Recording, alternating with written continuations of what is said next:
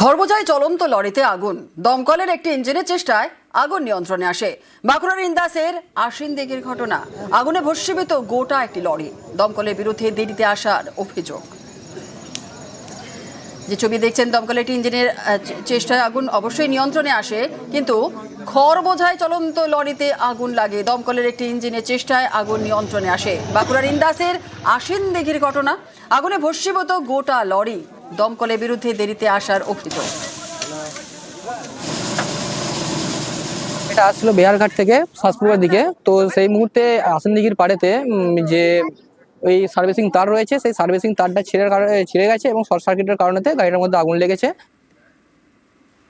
স্কুলে যাওয়ার নাম করে বাড়ি থেকে বেরিয়ে বেপাত্তা দীঘা থেকে 3 স্কুল পড়ুয়াকে উদ্ধার পুলিশের।